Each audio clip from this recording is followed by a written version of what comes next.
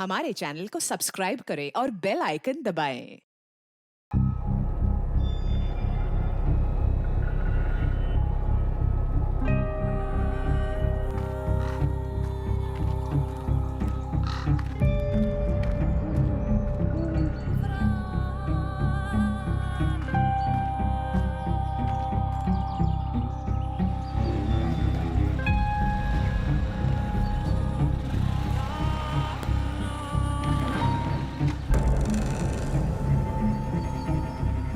मंजिल उसी के नसीब में होती है जो खुद अपना नसीब लिखता है।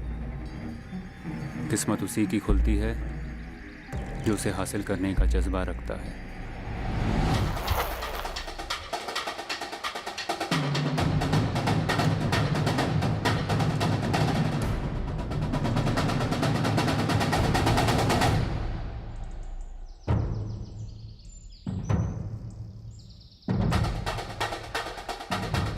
हौसला बुलंद हो तो अंधी गलियों में भी रास्ते निकलते हैं।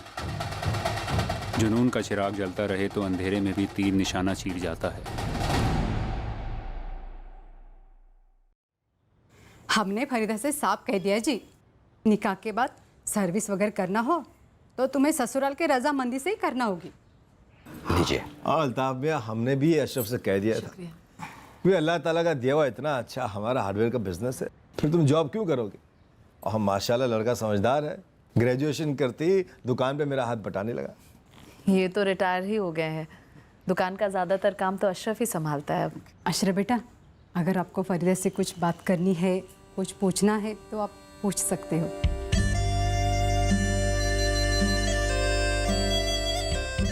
हमें तो आपका अशरफ बहुत ही पसंद है। हमें भी फरीदा भा गई है।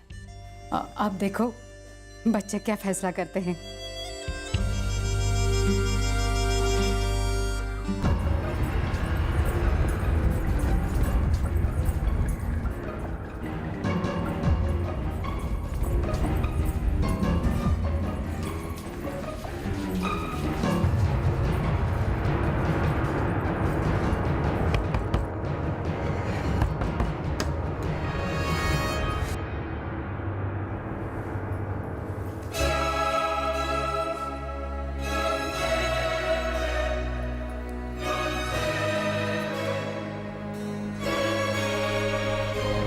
धीरज,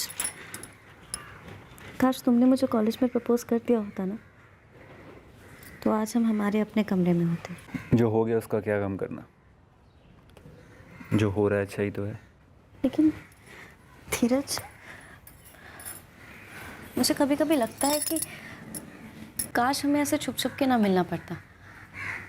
काश काश कल्पना की जगह मैं तुम्हारी बीवी होती।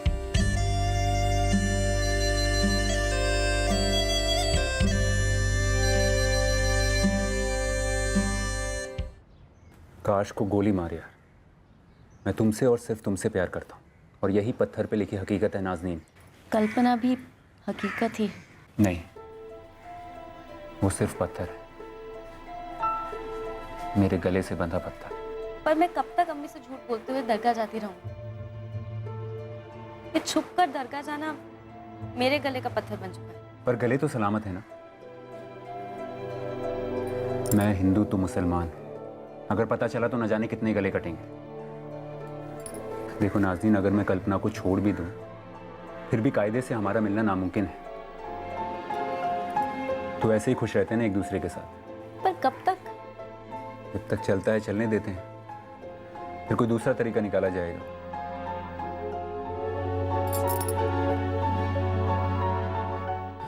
पसंद नहीं आई अम्मी, क्या ये वजह नहीं है? कोई और पसंद है तो बता। कोई और नहीं है अम्मी, बस मुझे फरीदा नहीं जमी। और मुझे मेरी बीवी चुनने का हक है या नहीं? कोई ज़बरदस्ती है क्या कि मुझे उससे शादी करनी होगी?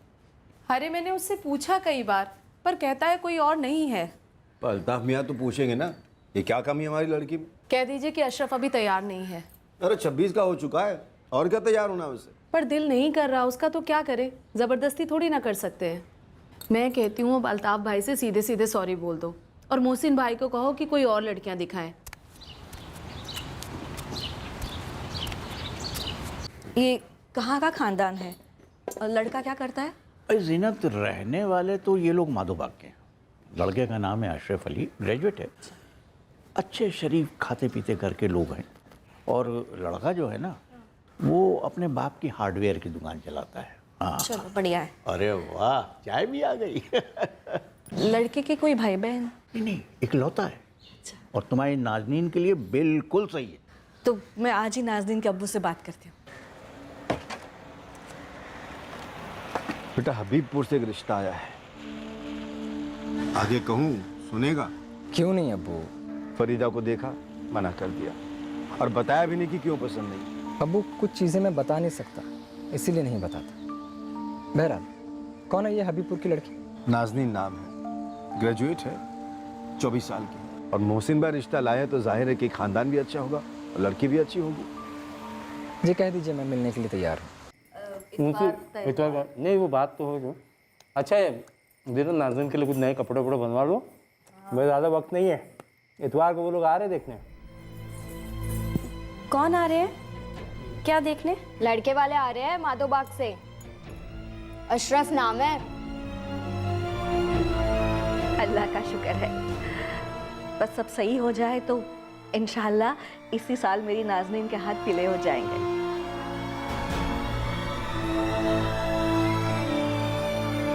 The number you have called is currently not reachable. The number you have called is currently not reachable. धीरज जल्दी कॉल करो, एन वक्त पर तुम्हारा अर्जेंट काम निकलना था। प्लीज, बहुत अर्जेंट बात है, मैं बड़ी मुश्किल में फंसी हूँ। आइए बिलाल भाई, अजुल भाई, इलियास आओ आप। अस्सलाम वालेकुम। आइए अस्सलाम वालेकुम। अस्सलाम, खैरियत से? अब्बास भाई, ये हमारे बड़े भाईजान बिलाल भाई साहब हैं। ये उनका बेटा इलियास है और इनसे छोटे भाई अजमल है। इनका बेटा फैसल नहीं आया क्योंकि वो रहमतगंज में काम पे गया, इसलिए आज आ नहीं पाया। जिंदगी इन दोनों को साथ में गुजारनी है, बिना किसी दखल के अगर आपस में बातचीत कर लेते तो अच्छा रहता। क्यों अशरफ? जी अम्मी। हमारी तरफ से तो बेझिझक हाँ है। अब बस आप लोगों को हुक्म करना है, निकाह कहाँ करना है और कैसे करना है। तो अशरफ बेटा, क्या ख्याल है, इस बार लड़की पसंद आई? मुझे नाज़नीन पसंद है। The number you have called is currently not reachable. आपा आपा आपा आपा, भाई लट्टू हो गए तुम पर। चुप कर। अरे सच, वो अशरफ, ओह सॉरी, मेरे होने वाले अशरफ जीजू ने हाँ कर दी है। अगस्त में निकाह की बात हो रही है और अगस्त को भी 2 महीने भी कहाँ है। अरे ऐसे मुंह फुला हुआ क्यों है यार, इतना अच्छा लड़का है, ऊपर से हैंडसम भी है। अगर तुम्हें पसंद नहीं है तो बता दो भाई, मैं ही पटा लेती हूँ। हाँ, तू ही पटा ले, ठीक है? तो ठीक है, फिर मैं ही पटा लेती हूँ। अब्बा से बात कर लेना, एक बार बात हो जाएगी ना फिर मत बोलना, तुम्हारे भी अपने ही नखरे होते हैं। हाँ, The number you have called.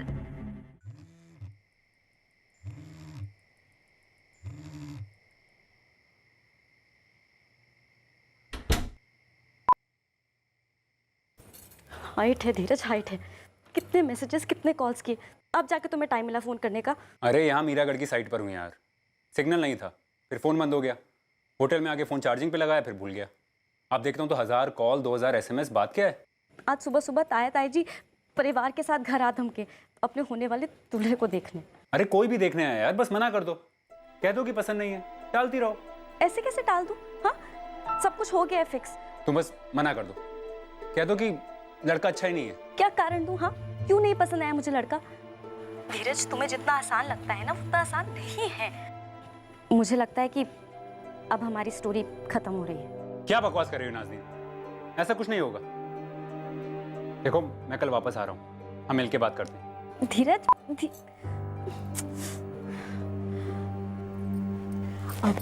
ये लीजिए आपकी चाय, नाश्ता बस 2 मिनट में रेडी हो जाए। नहीं, चाय रहने दो और नाश्ता भी रहने दो, लेट हो रहा है। ये क्या है धीरज, आज सुबह तो घर आया है, अब बगैर नाश्ता किए वापस जा रहा है। काम है पापा। 2 मिनट रुकिए ना, मैं नाश्ता पैक करके दे देती हूँ। कैंटीन में खा लूँगा। अरे घर का बना नाश्ता है जी, ले जाइए ना। घर का बना हुआ नाश्ता अच्छा होता है, कहाँ लिखा है? एक बार में समझ में नहीं आता तुम्हें? तुमसे बोला ना कैंटीन में खा लूँ।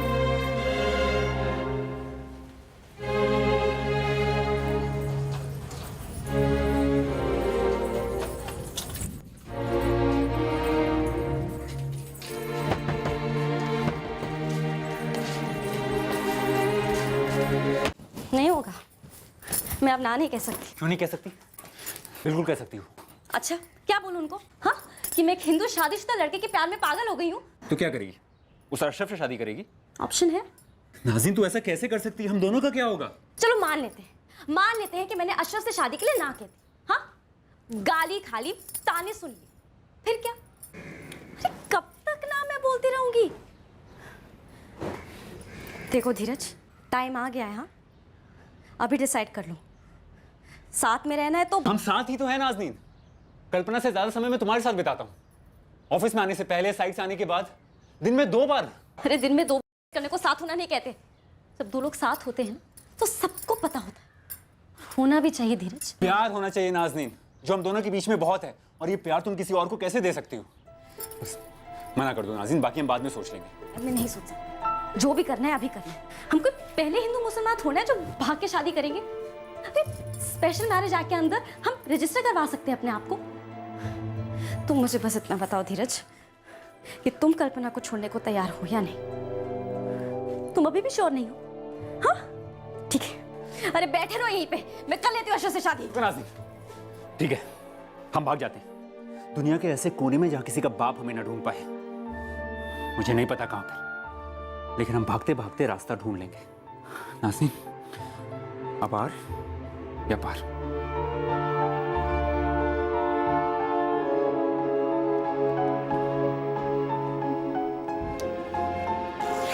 अपने डॉक्यूमेंट्स और मिनिमम कपड़ों के अलावा और कुछ पैक मत करना, सब अरेंज हो जाएगा। ज़्यादा इमोशनल होकर लेटर वेटर लिखने की ज़रूरत नहीं। और हाँ, अपना मोबाइल स्विच ऑफ कर घर पर ही कहीं फेंक देना।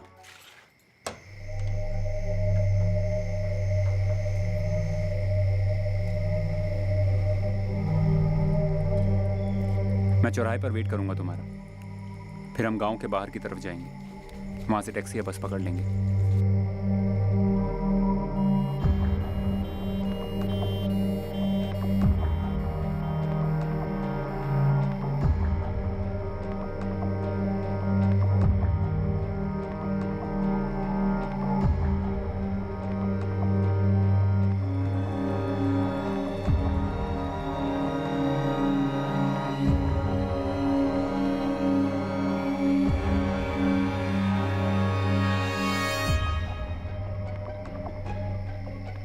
The number you have called is currently switched off.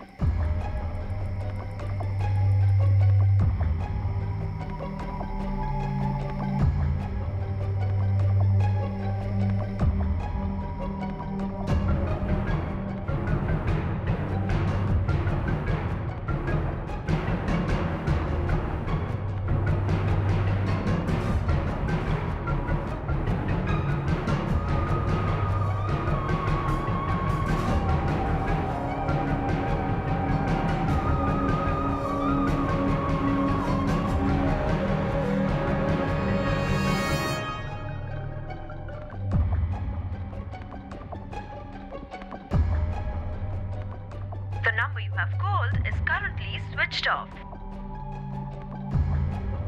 The number you have called is currently switched off. तुम बाकी मटेरियल नोट डाउन करो, मैं 2 मिनट में आया। कहाँ हूँ नाज यार? कल तुम्हारा फ़ोन इतना ट्राई करा, तुम आई भी नहीं। तुम्हारे घर पर भी ताला लगा है। सब गड़बड़ा गया धीरज, अम्मी को दिल का दौरा पड़ गया। नाज़नीन, हाँ तो तुम्हारी अम्मी की तबीयत अचानक खराब हो गई, हमें सबको निकलना पड़े। मैंने एम्बुलेंस बुलाई है, जल्दी आओ। सब्र करो, एम्बुलेंस बुलाई।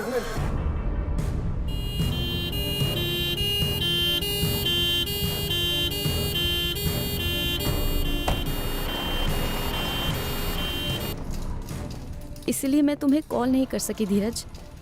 मैंने तो बैग पैक करके फ़ोन स्विच ऑफ करके टेबल के नीचे फेंक दिया था। मैं उसे वही छोड़कर अब्बू के साथ अम्मी को लेकर हॉस्पिटल आ गई।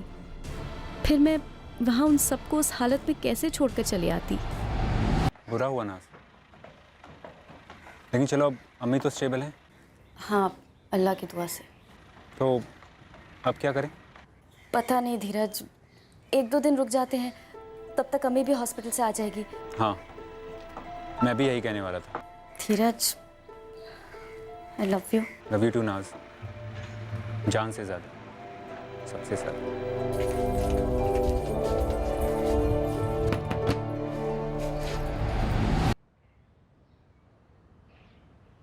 सारी तैयारियां हो चुकी हैं, अब नाउ और नेवर वाली बात है। अम्मी अभी अभी हॉस्पिटल से लौटी, रिकवर हो रही है। अगर मेरे भागने के शौक से उन्हें कुछ हो गया धीरज, तो मैं अपने आप को कभी माफ नहीं कर पाऊंगी धीरज। तो क्या करना चाहती हो? अशरफ से शादी? जी पाओगी मेरे बगैर? मुझे कुछ समझ नहीं आ रहा है धीरज, कुछ समझ नहीं आ रहा है कि क्या सही है और क्या गलत। मंसूर मियाँ, आप फिक्र मत कीजिए। अगर आप लोग निकाह की तारीख 6 महीने या 1 साल आगे ढकेलना चाहिए तो हमें कोई एतराज़ नहीं होगा। क्यों बेटे? जी बिल्कुल, मैं इंतज़ार करने के लिए तैयार हूँ, कोई दिक्कत नहीं है। बस नाज़नीन की अम्मी एकदम सही हो जाएं। इस वक्त इससे ज़्यादा और कुछ मायने नहीं रखता। समझदार है वो लोग, जानते हैं कि स्ट्रोक से ठीक होने में वक्त लगता है। वही तो अम्मी, आप टेंशन ना लो, हो जाएगा निकाह। नहीं नहीं, अगस्त की 2 तारीख मुकर्रर हुई है, निकाह उसी दिन होगा। अब मैं ठीक हूँ। आप तो जानते हैं ना, कितने सालों से बस मुझे इसी दिन का इंतजार है, मेरी नाज़नीन को कभी खूबसूरत दुल्हन बनते हुए देखूं। मैं इतना जानती हूँ धीरज कि मैं तुम्हारे बगैर नहीं रह सकती, लेकिन अम्मी को कुछ हो जाए मैं वो भी बर्दाश्त नहीं कर सकती। मुझे तो कुछ समझ नहीं आ रहा है, आखिर करूँ तो करूँ क्या? नहीं नाज़नीन, तुम मामले को कंफ्यूज कर रही हो। यहाँ सवाल यह है कि तुम्हें मेरे साथ रहना है या उस अशरफ के साथ। अशरफ के साथ रहने के लिए मैं सोच भी नहीं सकती, और मैं कल्पना के साथ नहीं रह सकती। नाज़नीन, हम जिंदगी भर एक दूसरे को कोसते रहेंगे कि हम कॉलेज में इज़हार नहीं कर पाए तो कोई बात नहीं, लेकिन हम एक हुए ना, फिर मिले ना, और फिर फैसला किया जिंदगी भर एक होने का, भाग कर। लेकिन फिर क्या किया? जिंदगी भर अधूरे रह गए और अपने गले के पत्थर को और कस के बांध लिया।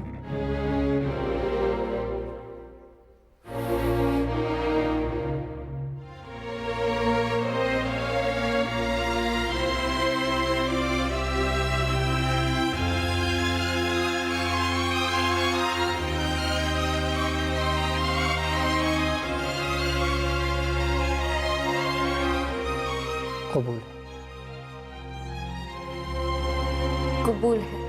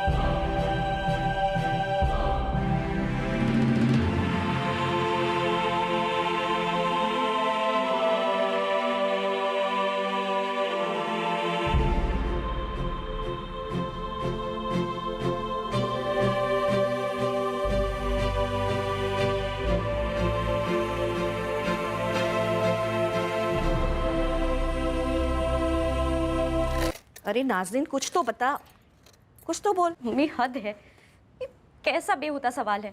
अम्मी हूँ मैं तेरी, और ये रिवायत भी है। अरे वलीमा करना है ना मेरी जान तेरा। कर लो ना वलीमा, वैसे भी तो हर चीज मुझसे ही पूछ के हो रही है।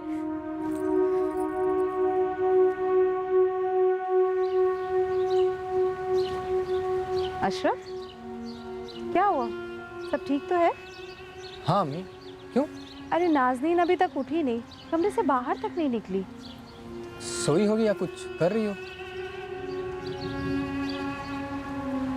सुहाग रात तो ठीक हुई ना? अम्मी, एक लिमिट होती है दखल अंदाजी। ये तुम्हारी नई जिंदगी का पहला दिन है। तुम दोनों साथ में बाहर आते, तुम्हारे चेहरे पे मुस्कान होती तो फिर है ना मुस्कान। ये आप नाचो नाचो।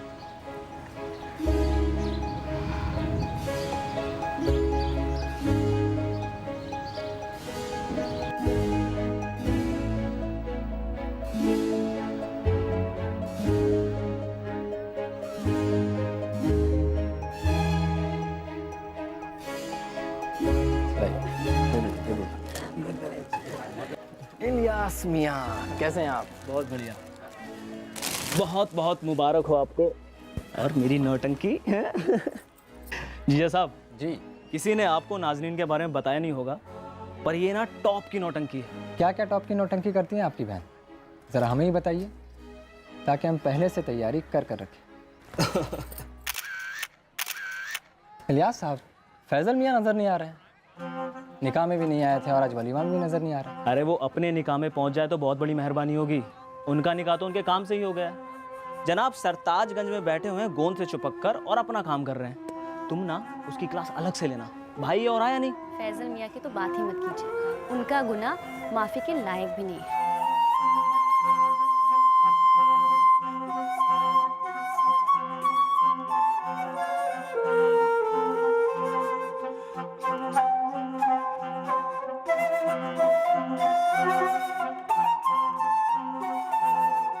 उस ख्याल को, उस एहसास को दूर करना आसान नहीं होता कि अब तुम्हें अपनी सारी ज़िंदगी एक ऐसे इंसान के साथ काटनी होगी, बांटनी होगी, जिसके साथ आप एक दिन, एक पल नहीं गुजारना चाहते।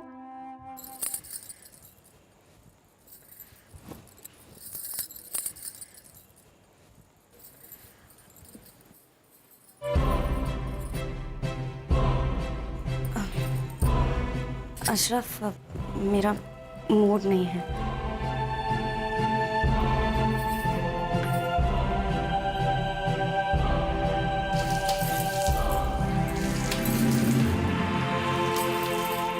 इतनी मायूस जिंदगी कोई कैसे जी सकता है और क्यों जिए?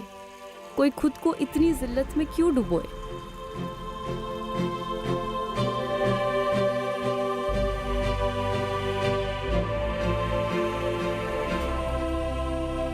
मुझे अम्मी से मिलने जाना है। आज जाना है? नाज़नीन, अभी 2 ही दिन हुए हमारे निकाह के और अभी तक तो हमने वो अम्मी की तबीयत के लिए मैंने हबीबपुर के दरगाह में मन्नत रखी थी। ओके ओके, कोई नहीं, अब मैं छोड़ दूंगा। कब जाना है? अभी? नहीं, मैं चली जाऊंगी, मुझे रास्ता पता है। नाज़नीन, सवाल रास्ते का नहीं है, सवाल साथ चलने का है। मुझे और तुम्हें अब ज़िंदगी भर साथ ही चलना है। 1 या 2 दिन में मैं वापस आ जाऊंगी। फ़ोन करना, लेने आ जाऊंगा। नहीं, आने का रास्ता वही है ना, मैं आ जाऊंगी। नाज़नीन, कुछ हुआ है क्या? नहीं, कुछ नहीं हुआ, कुछ भी नहीं।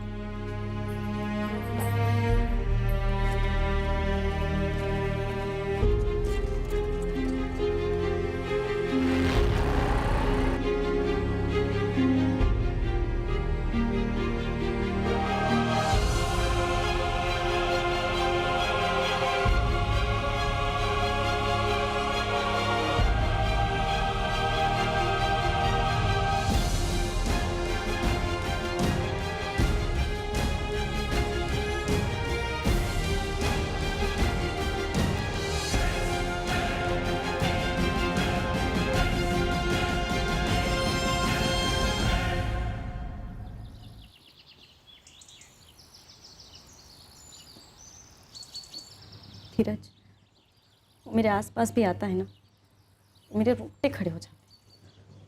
और ये सोचकर मेरे रोंगटे खड़े हो जाते हैं। धीरज, मुझे तुम्हारी बात मान लेनी चाहिए थी, भाग जाना चाहिए था हमें। अभी भी भागने के लिए तैयार हो? मेरे लिए कुछ नहीं बदला है। फिर अंजाम जो भी हो, तुम्हारे मायके में, ससुराल में, उन दोनों के बीच सब कुछ रिस्क लेने के लिए तैयार हो? हाँ, दिल और दिमाग मान नहीं रहे ना। नाज, हमने क्या कर लिया अपने साथ। माना थोड़ा बैड लक खराब था, लेकिन हमने जल्दी हार मान ली। थोड़ा और इरादा पक्का होता ना तो बाजी पलट सकती। पलट देते हैं ना बाजी। हाँ, इस बार हार नहीं मानेंगे। पिछली बार तो अम्मी को लेके मैं जज्बाती हो गई थी, लेकिन इस बार इरादा पक्का है। हम दोनों को एक होने से कोई नहीं रोक सकता धीरज। तो बोलो, कब भागना है?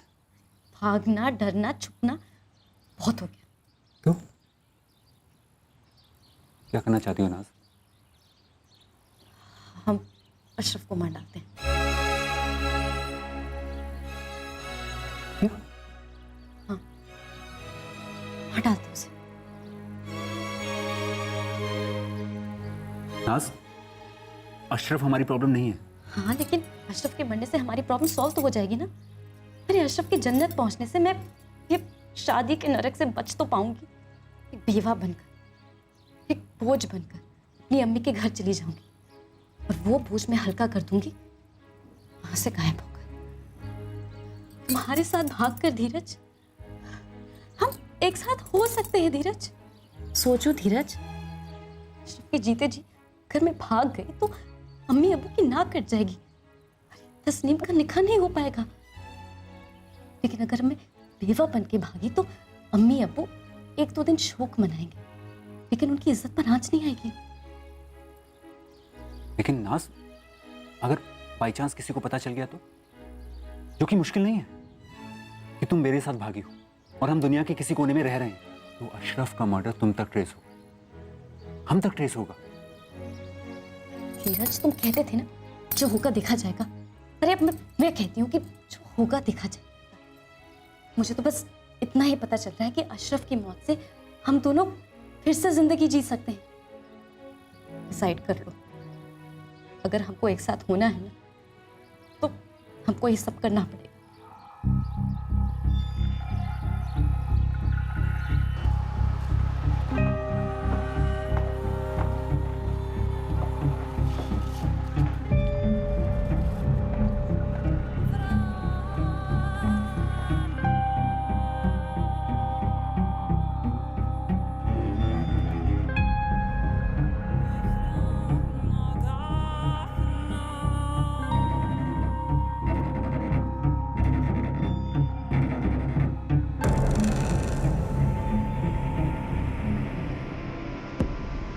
अच्छा, तुम्हारे बड़े अब्बू का बेटा फैजल निकाह में नहीं आया था ना? नहीं, वलीमा पे भी नहीं आया। और अशरफ ने आज तक फैजल को नहीं देखा, राइट? नहीं। ठीक, तुम घर जाओ अशरफ के पास। ये तुम्हारा प्लान है कि मैं घर जाऊं अशरफ के पास? नहीं, प्लान की शुरुआत है। बहुत बुरी शुरुआत है। मैं अशरफ के साथ एक दिन तो क्या, एक सेकंड भी नहीं रह सकती। अगर मुझे छुएगा भी होगा ना तो मैं चिल्ला विला दूंगी, और छुएगा तो बिल्कुल ना। ये हक बनता है उसका, बीवी हूं मैं उसकी। अरे तुम मत दो उसे उसका हक, बहाने बनाती रहो जैसे अभी तक बना रही हो। बहुत आसान है ना। देखो, अशरफ तुम्हें लेकर ऑलरेडी टेंशन में है। तुम मना करोगी तो उसकी टेंशन बढ़ेगी, जो हमारे लिए फायदेमंद है, और फिर फैजल की एंट्री उसकी टेंशन और बढ़ाएगी। अरे अभी तो मैंने तुम्हें भूला कि फैजल अशरफ को जानता भी नहीं है। वही तो प्लान है।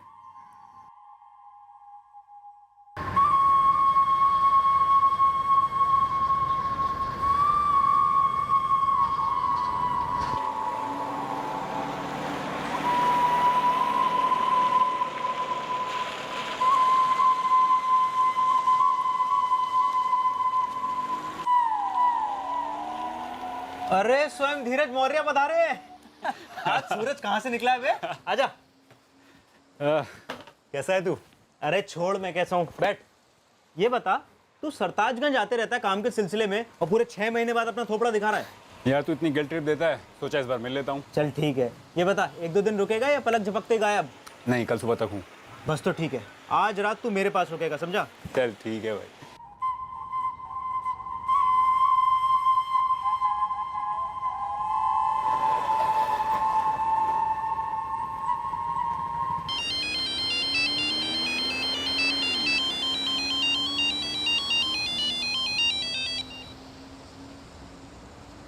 हेलो। अस्सलाम वालेकुम जिया जी। वालेकुम अस्सलाम। इलियास बोल रहे हो ना? नहीं इलियास नहीं, मैं बोल रहा हूँ फैजल। तभी मैं सोचूं आवाज़ अलग क्यों लग रही है। तो मिस्टर बिजी फैजल, अब कैसे याद किया हमें? जिया जी पहले तो मैं आपसे सॉरी कहना चाहता हूँ कि ना मैं निकाह में आ पाया और ना ही वलीमा में। अरे भाई हम तो माफ़ कर देंगे, समझते हैं काम वाम का प्रेशर है, लेकिन नाज़नीन तो तुम्हें गोली ही मारने वाली हैं। इसीलिए तो जिया जी आपको फ़ोन किया है। कितने फ़ोन किए उठाती नहीं, तो सोचा आपको फ़ोन करके सारा गुस्सा ठंडा कर देता हूँ। अरे क्यों नहीं करेगी बात, मैं करवाता हूँ ना। 1 मिनट, फैसल है, मैंने खाने पर बुलाया है। हेलो फैजल। कौन फैजल? हम किसी फैजल को नहीं जानते। याद दिलाना है तो कोई अच्छा सा तोहफा ले आओ, तब शायद याद आ जाए। सही जा रही हो। बेवकूफ़ बकरा खुद कातिल को दावत पर बुला रहा है, बुरी तरह कटने वाला है। ठीक है, इस बार मैं आपको माफ़ कर रही हूँ, वो भी सिर्फ इसलिए क्योंकि मेरे शौहर ने कहा है, वरना मैं तुम जैसे सैंपल्स को माफ़ नहीं करती। अच्छा सुनो, मैं तुम्हारे फेवरेट पसंदे बनाने वाली हूँ। हाँ, और इस बार अगर टांग दी ना तो फुल लाइफ टाइम की कट्टी।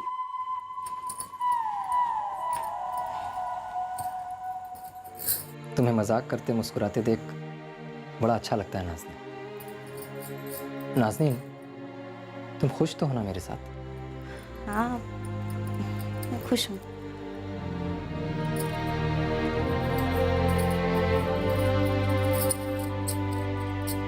नाज़नीन, मुझे वो अम्मी को रसोई में मदद करनी है, मैं जाती हूँ। हाँ?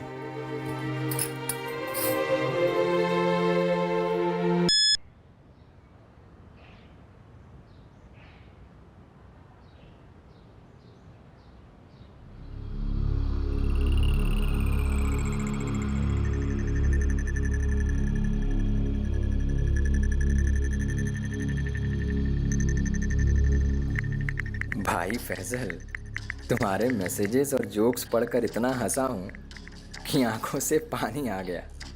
कल खाने पर खूब मज़े करेंगे, आना ज़रूर, वरना नाज़नीन तुम्हारे पसंदे बनाएगी। मैं मिलूंगा तुम्हें अशरफ, ज़रूर मिलूंगा, लेकिन पसंदे किसके बनेंगे ये तब पता चलेगा जब तुम्हें नाज़नीन की हकीकत पता चलेगी।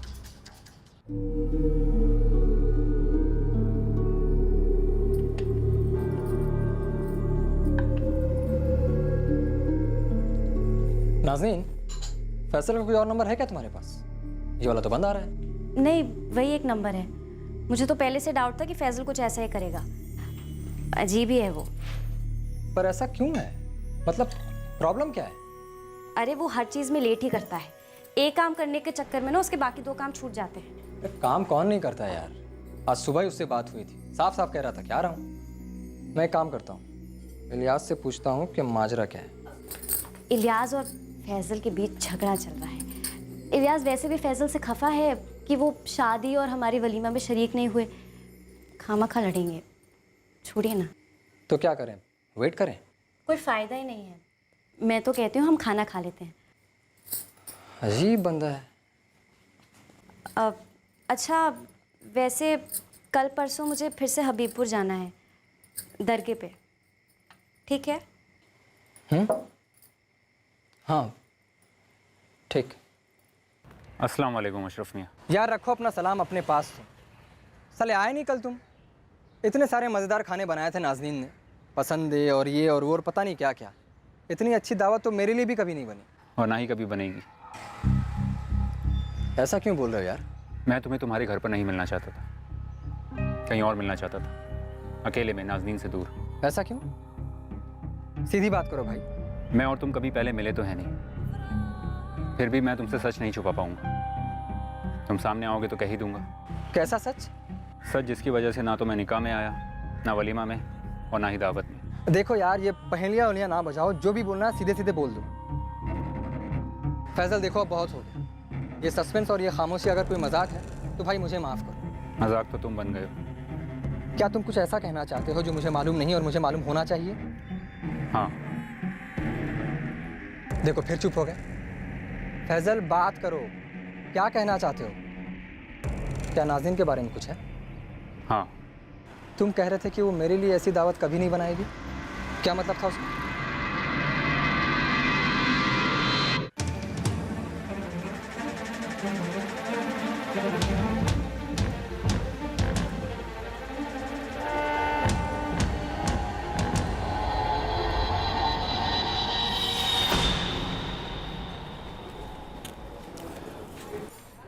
नाज़नीन आज भी अपनी अम्मी के यहाँ गई हुई है। हाँ देखो फैजल, अब प्लीज सीधे मुद्दे पर आ जाओ। मुद्दा यही है अशरफ कि नाज़नीन अपनी अम्मी के यहाँ नहीं है। तो फिर कहाँ है? दरगाह पर मन्नत की बात की होगी उसने। हाँ वो इस वक्त दरगाह पर भी नहीं है। वो झूठ बोल रही है मुझसे। मुझे समझ नहीं आ रहा कि मुझे ज्यादा गुस्सा आ रहा है या डर लग रहा है। डरना तो तुम्हें यकीनन चाहिए।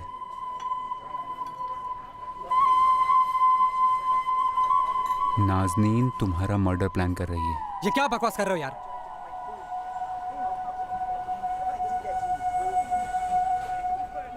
निकाह की रात से लेकर आज तक कैसा रिश्ता रहा है तुम्हारा उसके साथ? अच्छा है। झूठ बोल रहे हो तुम। अच्छा नहीं रहा। हाँ ठीक है, अच्छा नहीं है। वो दरअसल हमारी सुहागरात तो तुम्हारी आज तक हुई नहीं है ना? क्या उसे ये रिश्ता मंजूर नहीं था? जबरदस्ती की गई थी उसके साथ? ना, तुम तो महज एक मोहरा थे सामने रखने के लिए, क्योंकि नाज़नीन और इलियास का सच तो सामने नहीं आ सकता ना। नाज़नीन और इलियास का सच? क्या मतलब है तुम्हारा? वही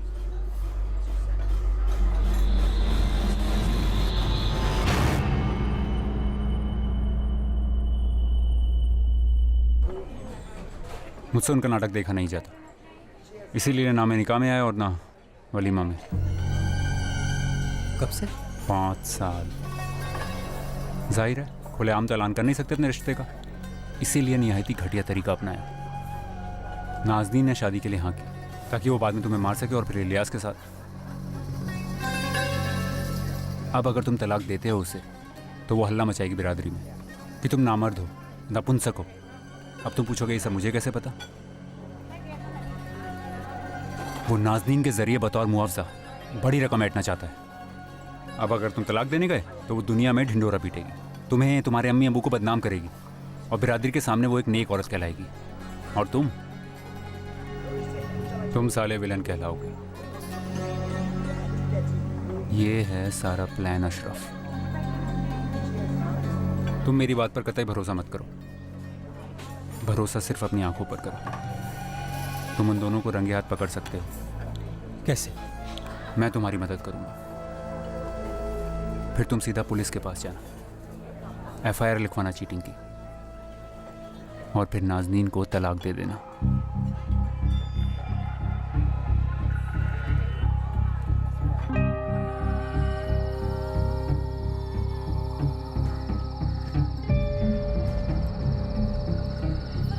अशरफ, वहां क्यों खड़ा है चुपचाप? क्या हुआ? अशरफ,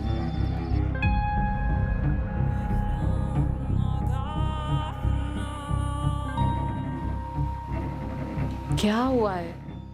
कुछ दिन से देख रही हूँ बुझा बुझा सा है। बात क्या है बेटा? कुछ नहीं अम्मी, सब ठीक है। अशरफ, यार अशरफ, औरतों से छुपाए कुछ नहीं छुपता। ऊपर से वो तुम्हारी अम्मी है। अब वो छुपाने वाली ऐसी कोई बात नहीं।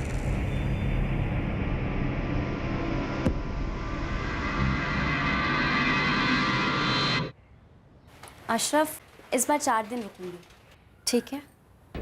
तुम मम्मी के घर ही रुकोगी ना 4 दिन? हाँ, अम्मी के घर ही जाती हूँ ना। इस बार ही ना, मैं भी तुम्हारे साथ चलता हूँ तुम्हारे अम्मी के यहाँ 4 दिनों की। जैसे ही तुम कहोगे कि तुम्हें भी चलना है उसके साथ और तुम भी रुकोगे, देखना उसके चेहरे का कलर ही उड़ जाएगा। लेकिन अशरफ, ठीक नहीं है ना ऐसे 4 दिन, वो भी ससुराल में। लोग क्या कहेंगे कि तुम घर जमाई बन गए। वो तो मैंने सोचा ही नहीं। ठीक है, तुम अकेले चली जाओ।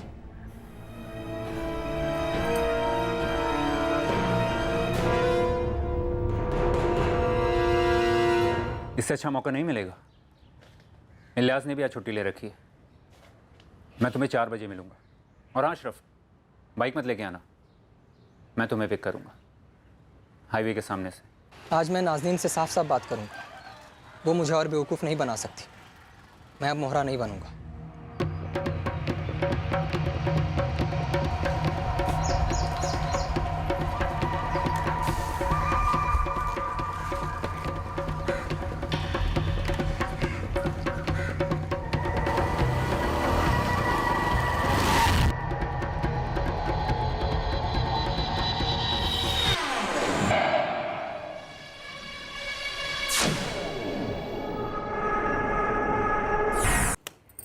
अगर वो परेशान है बेटा तो तेरा फर्ज बनता है ना उसकी मदद करना।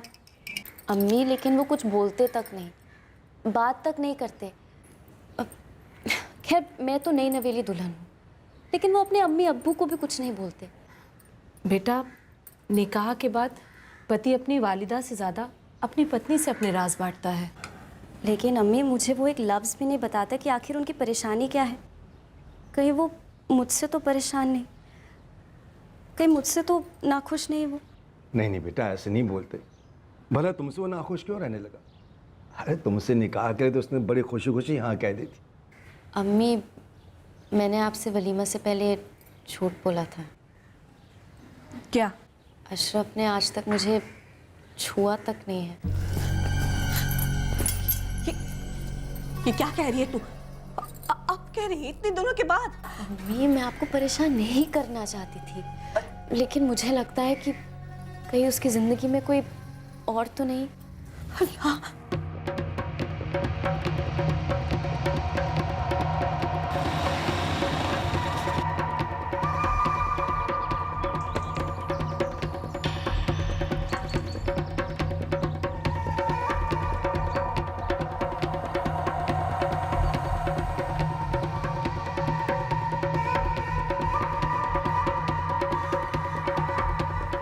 वो दोनों अंदर होंगे, तुम आगे चलो, मैं पीछे पीछे आता हूँ। मैं नहीं चाहता उन दोनों को पता चले कि मैं तुम्हें यहाँ लेके आया हूँ।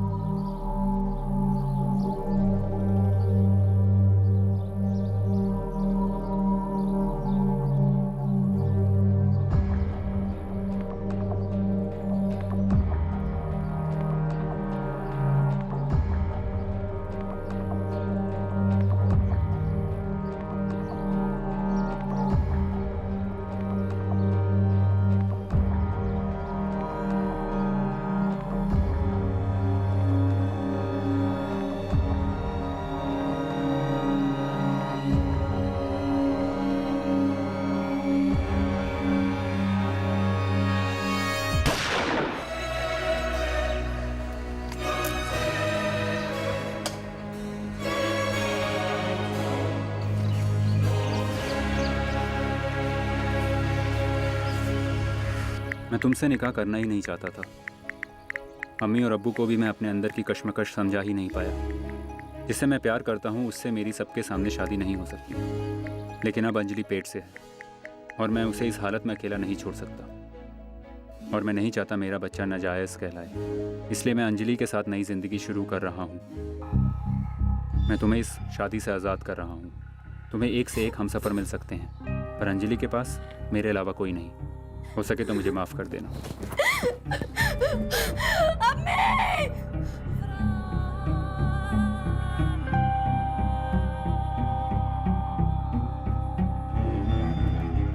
मुझे माफ़ कर देना अब्बू अम्मी, मैं अंजलि के साथ अपनी नई जिंदगी जीने जा रहा हूँ।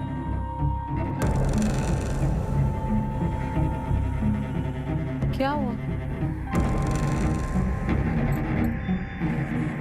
आप एक हिंदू लड़की से मेरी शादी को कभी राजी नहीं होते और मैं आपके सामने सच बोल नहीं पाया।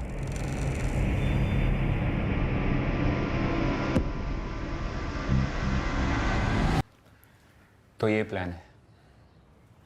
क्या ये प्लान काम करेगा? करवाना पड़ेगा। और अशरफ को मारना सिर्फ आधा प्लान है। क्या मतलब? अशरफ तुम्हारे गले का पत्थर है जिसे हम निकाल कर फेंक ही देंगे। लेकिन मेरे गले का पत्थर है कल्पना, उसे भी तो निकाल के फेंकना है। परफेक्शन, इस प्लान में परफेक्शन हासिल करने की पूरी कोशिश की गई थी। आगे की प्लानिंग भी बड़ी बारीकी से की जा रही थी। अब सवाल यह था कि जो जुर्म हो चुका था क्या वो हमारी पकड़ में आने वाला था, या फिर इस परफेक्ट क्राइम के बलबूते ये जोड़ा अपने दूसरे क्राइम को अंजाम दे पाने वाला था। हमारे हाथ ये एक ऐसा केस आया था जहां मुजरिम नामुमकिन को मुमकिन बनाने की फिराक में थे, और हमें इस मुमकिन को नामुमकिन करना था। तबाह कर दी मेरी बेटी की जिंदगी।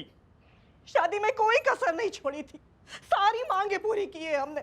अगर अशरफ की कोई माशूका थी तो आप दोनों ने ये शादी करवाई ही क्यों? यकीन माने जीनत जी, हमें नहीं पता था। कैसे नहीं पता था? अशरफ ने खुद ये मैसेज भेजा है जिसमें लिखा है कि उसकी कोई हिंदू गर्लफ्रेंड थी अंजलि के नाम से। हमें खुद यकीन नहीं हो रहा कि हमारा अशरफ ऐसी हरकत कर सकता है। कल शाम को दुकान से ये कह के निकला कि किसी काम से जा रहा हूँ, लेट आऊंगा, बस, और कुछ नहीं बताया। कोई इतनी गंदी हरकत करने से पहले किस मुंह से किसी को कुछ बोलेगा? हाँ? और क्यों बोलेगा? कौन है ये मनुष्य? कौन है ये मनुष्य जिसने मेरी बच्ची की जिंदगी बसने से पहले उजाड़ दिया? बोलिए ना। आप मेरा यकीन कीजिए, अगर अशरफ ने एक बार भी जिक्र किया होता तो हम ये रिश्ता करते ही नहीं, अल्लाह कसम।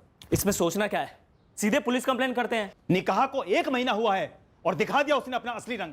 4-6 जगह पूछना चाहिए था ना हाँ कहने से पहले। देखा जल्दबाजी कितनी महंगी पड़ गई। अजमल, मंसूर, इलियास ठीक कह रहा है। पुलिस में कहकर खाल उतरवा देते हैं इनकी। और हम भी ढूंढ निकालते हैं इस अशरफ को और उस अंजलि को, सालों को घसीट कर लेके आते हैं। बिल्कुल नहीं, मुझे कोई पुलिस कंप्लेन नहीं करनी है, मुझे किसी से कोई लड़ाई नहीं करनी है। ये तलाक भी कोई तलाक है बेटी? ये सरासर धोखा है, फ्रॉड है तेरे साथ। पिछला 1 महीना मेरी शादी से लेके अब तक मेरी जिंदगी का सबसे बुरा महीना रहा है। इतनी जिल्लत।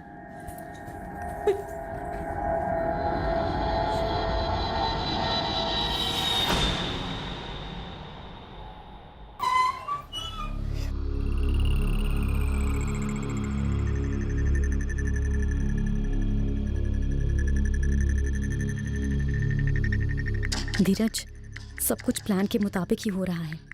पूरा माहौल आग बबूला है, सब अशरफ को गालियां दे रहे हैं। सही है नाज़नीन, अपनी तरफ से मामले को आपे के बाहर ना जाने देना। अब 2-3 दिन बाद मिलेंगे, जब सबका गुस्सा ठंडा हो गया हो। हाँ, मेरे घर वालों ने तो मुझ पर बर्बाद बेचारे का थप्पा लगा ही दिया है समझो। अब वक्त है हम हमारी ज़िंदगी आबाद करें धीरज। बस अशरफ के अम्मी अबू उसको लेकर ज़्यादा तमाशा ना खड़ा करें।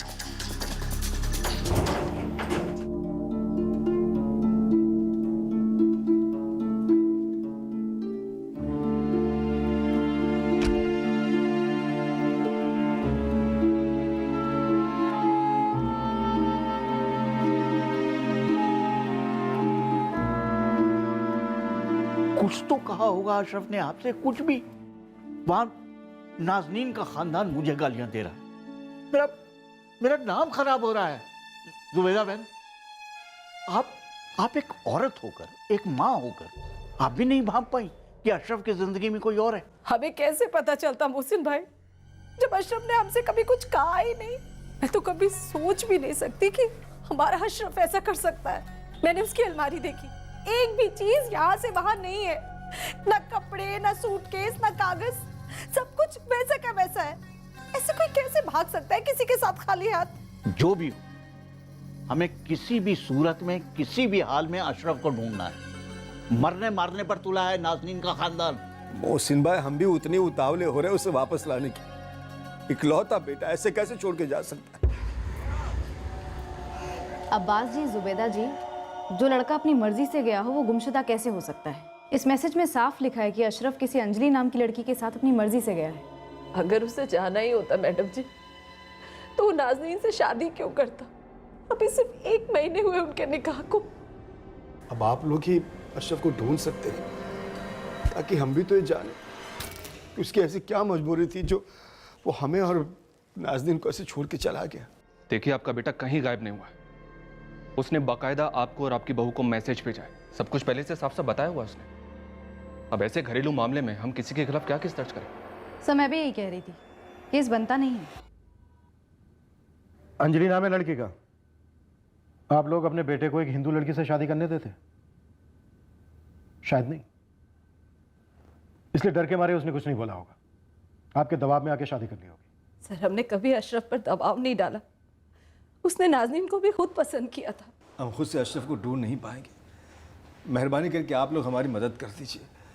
देखिए सर, हम कोई क्रिमिनल केस दर्ज नहीं करना चाहते। दर्ज होगा भी नहीं, क्योंकि इस वक्त कोई क्राइम हुआ ही नहीं है।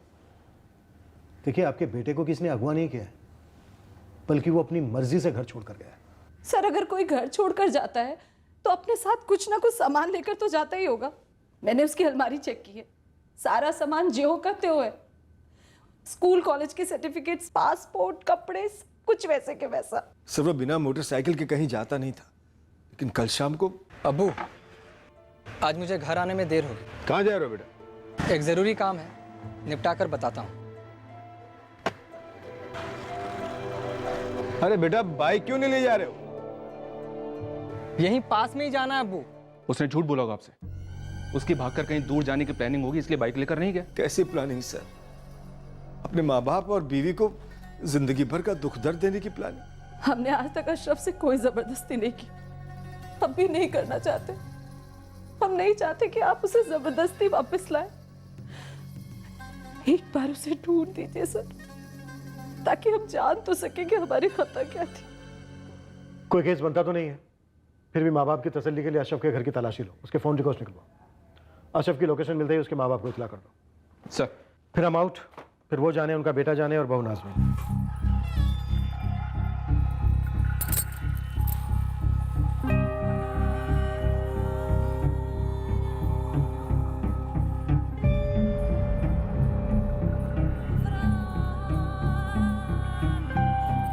अम्मी, मैं दरगाह जाती हूँ, वही थोड़ा सुकून मिलेगा। जा बच्चा। सुन बच्चा, तू हमारे लिए अब भी वही नाज है जो शादी से पहले थी। सुन, वो तुझे अकेला छोड़कर चला गया, पर हम सब तेरे साथ हैं। तू रत्ती भर भी गम ना कर। हाँ, हम जी जान लगा देंगे तेरे लिए एक अच्छा बेहतर लड़का ढूंढने में। नहीं अम्मी, मैं अकेले ही ठीक हूँ, मुझे किसी के सहारे की ज़रूरत नहीं।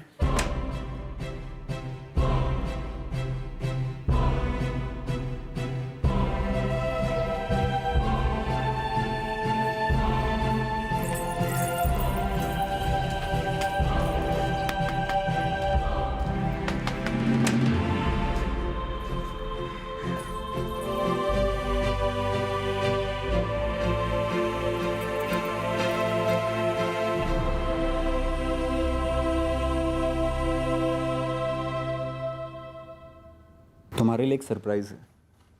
अच्छा वाला है ना? बहुत अच्छा।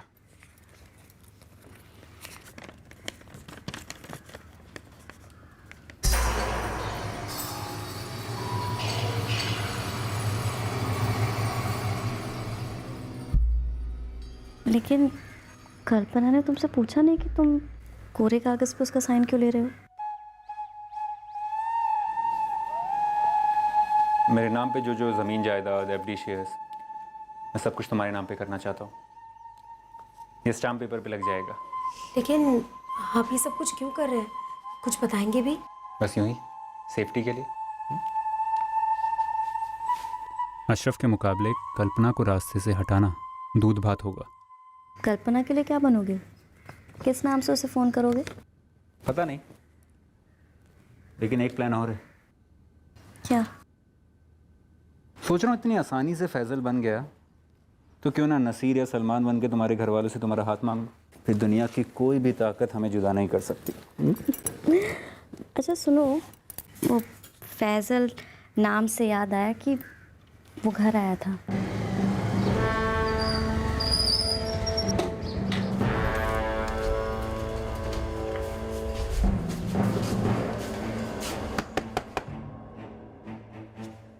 काफ़ी बुरा लग रहा है यार।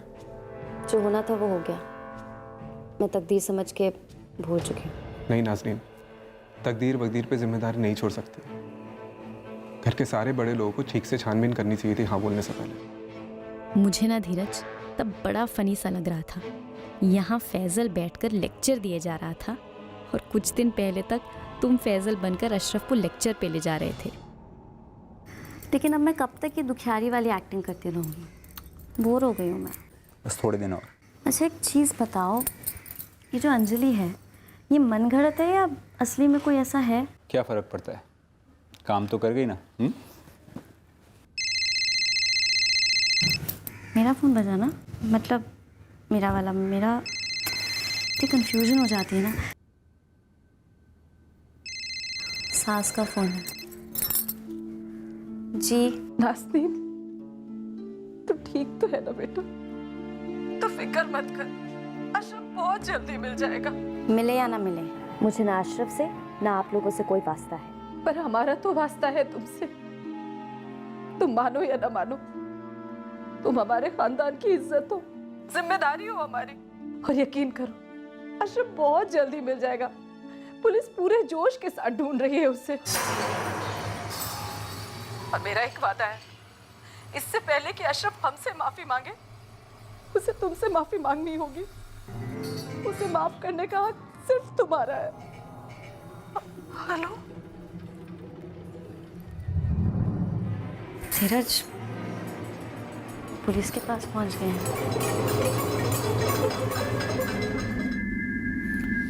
कुछ नहीं होगा। नहीं समझ रहे हो धीरज, उन्होंने गांठ बांध ली है अशरफ को ढूंढने की और मेरे सामने माफी मंगवाने की। देखो नाज़नीन, सिर्फ तुम और मैं जानते हैं कि वो कभी वापस लौटने नहीं वाला, तो ढूंढने दो उन्हें। पुलिस को, जिस किसी को भी, उनके हाथ कुछ नहीं लगने वाला। उनको कबूल करना पड़ेगा कि अशरफ धोखेबाज निकला। वो जिंदगी भर अंजलि को गाली देंगे कि डायन खा गई हमारे बेटे को। जिंदगी भर हम एक साथ खुश रहेंगे। देखिए, ये देखिए, सिर्फ पहने हुए कपड़ों में गया है, बाकी सब कुछ इधर ही है। कपड़े तो नए भी खरीदे जा सकते हैं ना जुबेदा जी। और ये देखिए, उसके सारे कागजात यही हैं। ये देखिए, ये उसकी चेकबुक, पासपोर्ट, सब कुछ इधर ही है मैडम। नई जिंदगी शुरू कर रहा है तो नई पहचान ली होगी, इन सब की कोई ज़रूरत ही नहीं होगी। हो सकता है उसने ये सारे डॉक्यूमेंट्स पहले ही बनवा ली हों प्लान करके। अगर उसे जाना ही होता तो वो नाज़नीन से शादी क्यों करता? मैं कहती हूँ उसने खुद हाँ की थी, क्या सिर्फ 28 दिनों के बाद छोड़कर जाने के लिए? नहीं मैडम, मेरा बेटा इतना बेरहम हो ही नहीं सकता। कुछ तो गड़बड़ है। मैं भी बैंक से आ रहा हूँ। अशरफ ने बैंक से एक पैसा नहीं निकाला, ना ही दुकान के अकाउंट से, ना ही खुद के अकाउंट से। उसे गायब हुए अब तो 3 दिन हो गए हैं। पहले ही ट्रांसफर कर लिया होगा। नहीं करवाया मैडम, मैंने मैनेजर से पता किया है। अशरफ का कोई दूसरा अकाउंट है अलग से? नहीं, ये एक ही अकाउंट है। ठीक है, आप बैंक को एक लेटर दीजिए कि वो इस अकाउंट की मॉनिटरिंग करते रहें। तब तक हम इस अंजलि का पता लगाते हैं। अशरफ का कोई करीबी दोस्त? हाँ, उसके कॉलेज के वक्त का एक दोस्त है। निमेश नाम है उसका। आप उसका नंबर निकलवाइए, हम उससे बात करेंगे।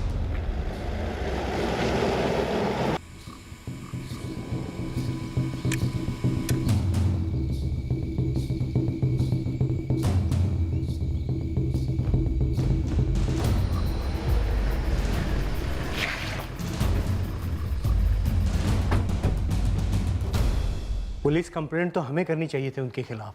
तो की क्यों नहीं? आप लोग अब भी कंप्लेन कर सकते हैं। जो हुआ है वो कम है, और कितनी जिल्लत सहे सबके सामने। सच बताओ नाज़नीन, क्या तुम्हें अंजलि के बारे में पता चल गया था?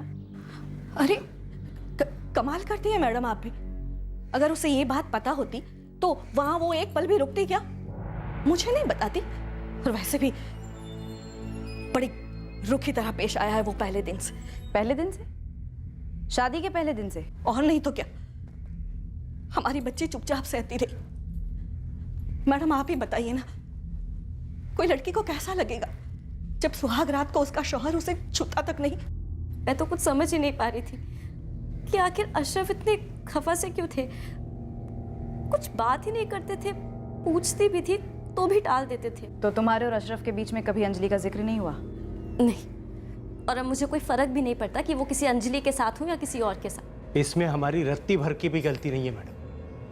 मोहसिन भाई रिश्ता लाए थे, बिरादरी के भरोसेमंद इंसान है। ठीक है, आप मोहसिन भाई का नंबर दीजिए मुझे। ये एक दूसरा नंबर है, 44567891। इस नंबर की भी डिटेल्स चाहिए मुझे, कंज्यूमर डिटेल्स चाहिए, लोकेशन डिटेल्स चाहिए।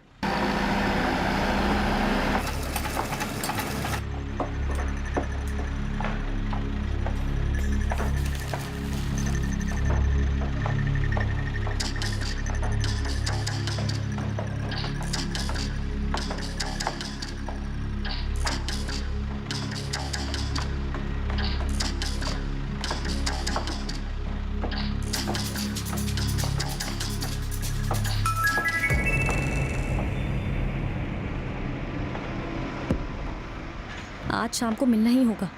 जगह और टाइम फिक्स करके जल्दी मैसेज करो, बहुत अर्जेंट है। सर एज ऑफ नाउ कुछ मेजर अटपटा तो नहीं लग रहा है।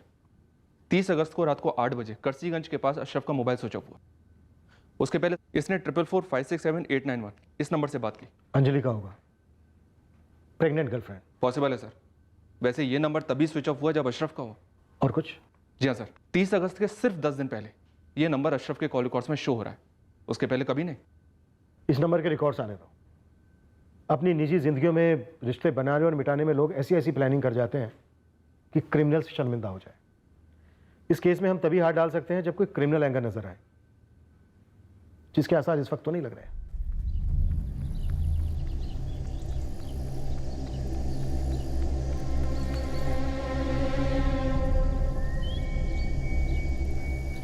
कल्पना का सुसाइड नोट पढ़ूंगा ना तो पागल हो जाओगी। धीरज, सॉरी, मुझे माफ कर देना।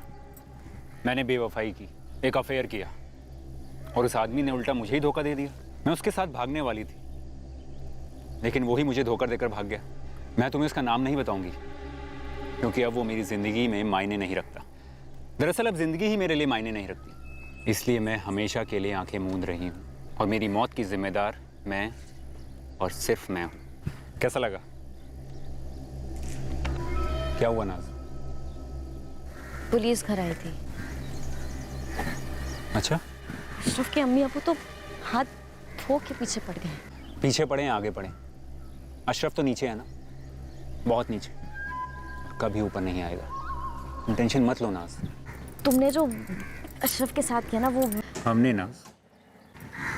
हाँ हमने, वो तुम, मेरा मतलब है हम कल्पना के साथ नहीं करेंगे।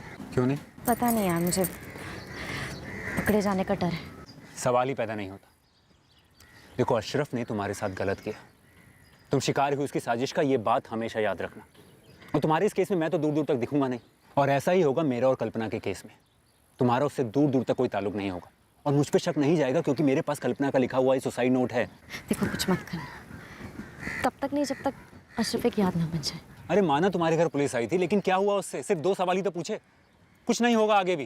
धीरज, अभी हम कुछ नहीं करेंगे, बस। मैडम, अशरफ ने तो मेरे सामने हाँ की थी नाजनीन के लिए, बड़ा खुश लग रहा था वो तो अब जाकर नाजनीन का खानदान बता रहा है कि पहले दिन से ही उसका बर्ताव बड़ा रुका था। पहली रात से, सुहागरात मुकम्मल ही नहीं हुई, उसके बाद भी उसने नाजनीन को छुआ तक नहीं और कभी ढंग से बात नहीं की। पता नहीं क्या चल रहा था अशरफ के दिमाग में। वैसे बात निकली है तो मुझे एक और बात याद आ गई। क्या? इस नाजनीन के रिश्ते से पहले भी एक रिश्ता मैं लेके आया था अशरफ के लिए। फरीदा नाम था लड़की का, बड़े अच्छे ख़ानदान से, बड़ी खूबसूरत लड़की। मैंने समझा बात तय है, लेकिन फिर अशरफ ने मना कर दिया और कोई वजह भी नहीं बताई। कोई कारण नहीं बताया? जी नहीं। ये फरीदा कहाँ की रहने वाली है? चौकसीपुर।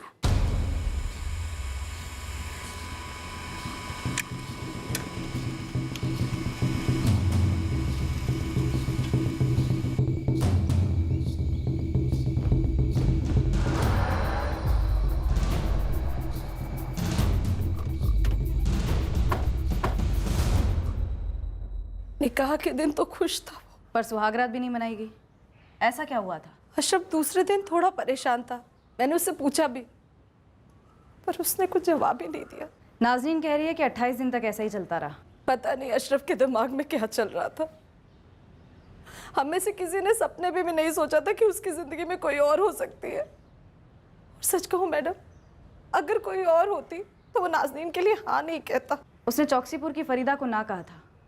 क्यों ना कहा था जुबेदा जी? दर्जनों बार पूछा उससे कि फरीदा के घर वालों को कुछ तो जवाब देना होगा कि क्यों पसंद नहीं है वो, पर वो कुछ बोला ही नहीं।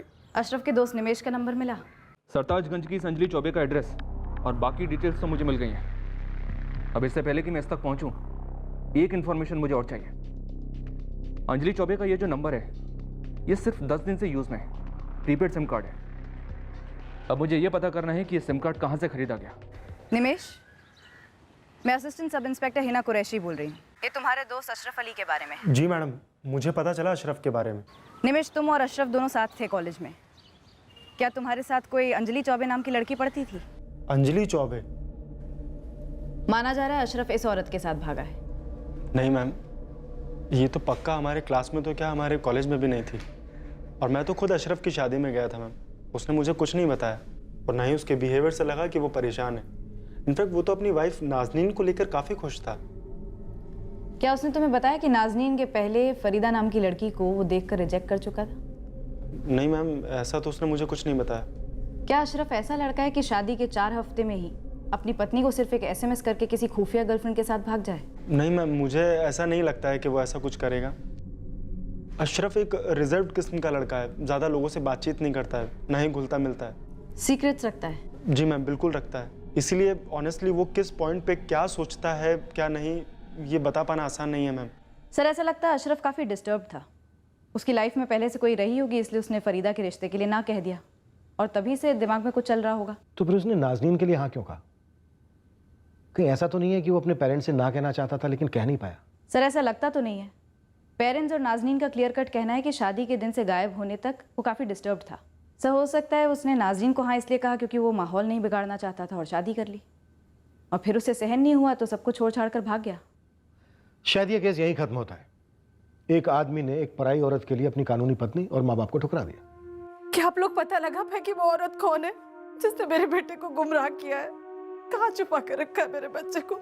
जी नहीं जुबेदा जी, अभी तक तो नहीं, पर हमने सरताजगंज में एक अंजलि नाम की लड़की को ढूंढ लिया है। फोन रिकॉर्ड से लग रहा है कि आपका बेटा अशरफ और ये लड़की अंजलि दोनों साथ में भागे हैं और इन दोनों ने जानबूझकर पूरी दुनिया को गुमराह करके रख दिया है ताकि इन तक पहुंचने की कोई गुंजाइश ना रहे।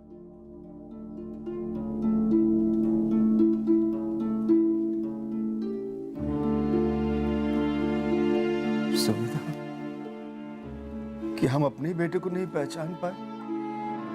एक मासूम की जिंदगी तबाह करने पर उतर आया है हमारा बेटा। हम नाज़नीन को क्या मुंह दिखाएंगे? मैंने आपसे कहा था अम्मी, मुझे अशरफ से कुछ लेना देना नहीं। पर इस घर से तो है ना बेटा, मन मानने को तैयार नहीं।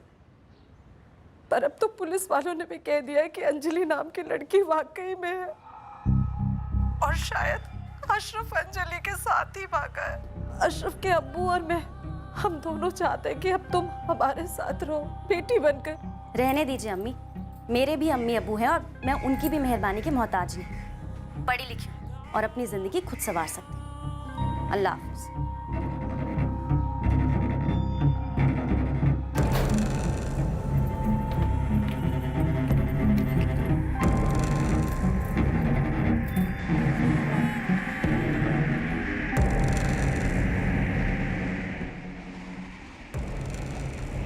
पुलिस ने अशरफ के अम्मी अब्बू को बोल दिया है कि अशरफ हाथ नहीं आया है और असली में किसी अंजलि नाम की लड़की के साथ भाग चुका है। मैंने तो ये पहले ही कह रखा था कि हमारा काम परफेक्ट होगा। और अब आखिरी पड़ाव, कल्पना। बोलो, प्लान नंबर 2 शुरू करें?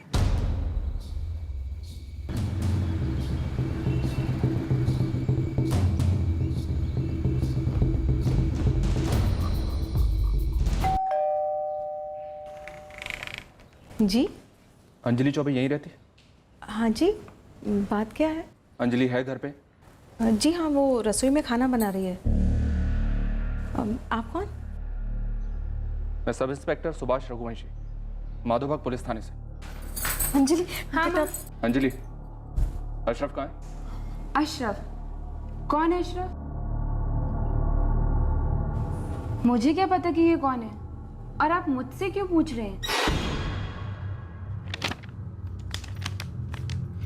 माँ, ये देखो, ये मेरा नंबर नहीं है, यहाँ पर 44456789 है और मेरा नंबर 4445432336 है। एक मिनट, ये रहा मेरा फोन, आप लगाइए। लेकिन इस फॉर्म पर फोटो तो आप ही का है ना, पैन कार्ड की कॉपी, आधार कार्ड की कॉपी। अंजलि ये क्या चक्कर है? कौन है ये अशरफ? माँ मुझे नहीं मालूम है, तुम क्यों मेरे पीछे पड़ी हो? इसमें फोटो मेरा है, पैन कार्ड मेरा है, आधार कार्ड मेरा है, पर सर ये नंबर मेरा नहीं है। पता था हमें, हम जब आप तक पहुंचेंगे आप हमारे हाथ लगेंगे, आप ऐसी ही कहानियां सुनाएंगे, इसलिए हमने इस सिम कार्ड की पूरी कहानी खोज निकाली है। 20 अगस्त को आपने सिम कार्ड खरीदा सरताजगंज के शशि मोबाइल शॉप से। अंजलि चौबे, इस लड़की को जानते हो तुम? नहीं सर, पर्सनली तो नहीं जानता, लेकिन सर सारी डिटेल्स लेता हूँ हर सिम के खरीदार से। मैंने किसी भी शशि मोबाइल से कोई सिम कार्ड खरीदा ही नहीं। तो आपके डॉक्यूमेंट्स वहां कैसे पहुंच गए? मैं वही तो कह रही हूँ, मुझे नहीं पता, और मुझे ये भी नहीं पता आप ऐसे कैसे मेरे घर में धमक गए हैं। अंजलि जी, हम ऐसे ही नहीं धमके, आपके फोन रिकॉर्ड्स हमें यहाँ तक खींच कर लेकर आए, जो साफ साफ दिखा रहे हैं कि आप अशरफ के टच में रही हैं, काफी करीब से। अंजलि क्या बोल रहे हैं पुलिस वाले? क्या चल रहा है मेरी पीठ पीछे? माँ कुछ भी नहीं चल रहा है। देखिए इंस्पेक्टर, आप खुद जाके ना शशि मोबाइल वाले से पूछ लीजिए कि उनके पास मेरा ये फोटो, पैन कार्ड, आधार कार्ड कहाँ से आया। आपको फिर खुद ही पता चल जाएगा कि आप जिस अंजलि को ढूंढ रहे हैं ना, वो दरअसल मैं हुई नहीं। जी नहीं, हम जिस अंजलि को ढूंढ रहे हैं वो आप ही हैं। अब आप हमें साफ साफ बताइए, आपका बॉयफ्रेंड अशरफ कहाँ पर है? क्या बकवास कर रहे हैं आप लोग? एक तो आप लोगों के कारण मेरी माँ मुझ पे ही शक कर रही है। आग लगवाने आए आप मेरे घर पे? आग तो आप लगा चुकी हैं दो घरों में, अशरफ के घर में, नाजनीन के घर में। वैसे नाजनीन को तो जानती ही होंगी आप। हे भगवान, अभी नाजनीन कौन है? सर यहाँ कुछ तो झोल है। ये अंजलि चौबे कह रही है कि ये किसी अशरफ को नहीं जानती, ये प्रेग्नेंट भी नहीं लगती सर, अपनी माँ के साथ रह रही है। सर जैसा कि इस लड़की ने कहा, ये वो अंजलि चौबे नहीं है जो अशरफ के साथ भागी है। शायद कोई अंजलि हो ही नहीं, पर अगर ऐसा है तो अशरफ क्यों भागा? या दाल में जरूर कुछ काला है, वरना कोई किसी के साथ भागने के लिए किसी और की आईटी डिटेल्स यूज करके सिम क्यों खरीदता? इतनी प्लानिंग? जी हाँ सर, इस बारीकी की प्लानिंग में क्रिमिनल इरादे की बू तो आ रही है। ये किसी प्रेमी जोड़े का काम तो नहीं लगता है सर। हिना, वो जो लड़की है जिसे अशरफ ने पहले रिजेक्ट किया था, फरीदा। हाँ फरीदा, पूछताछ करो उससे, पता करो ये अशरफ का माजरा क्या। ठीक है सर। और वहाँ सरताजगंज में अंजलि चौबे ट्रैक हुई है, उसका कहना है कि वो किसी अशरफ को नहीं जानती। सर भागने वाले जोड़े ये तरीके नहीं अपनाते हैं, इसलिए हमें इस केस की और गहराई तक जाना होगा। अशरफ के माइंड में घुसना होगा कि आखिरकार चल क्या रहा था वहां पर। उसने फरीदा को क्यों रिजेक्ट किया, फिर नाजनीन को क्यों सेलेक्ट किया, और शादी के 1 महीने बाद उसे क्यों छोड़ दिया? इस वक्त तक हमारे पास कोई डिटेल्स नहीं है, पर ये 2 प्रेमियों के भाग जाने वाला मामला तो नहीं लग रहा। किसी क्रिमिनल साजिश के आसार नजर आ रहे हैं। जानता हूं कल्पना, वक्त नहीं दे पाता तुम्हें, पर ये 3 दिन कोई काम नहीं होगा, कोई फोन नहीं बजेगा, सिर्फ तुम और मैं। बता नहीं सकती धीरज, इस वक्त का कब से इंतजार रहा है मुझे। आपके करीब आने के लिए तरस गई थी मैं।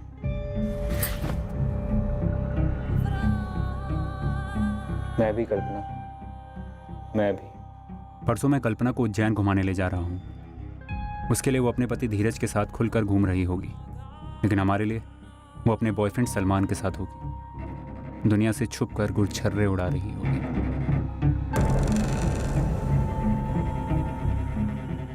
जिस सलमान को होटल वाले और बाकी लोग देखेंगे, वो सलमान कभी किसी को मिलेगा ही नहीं, अशरफ की तरह।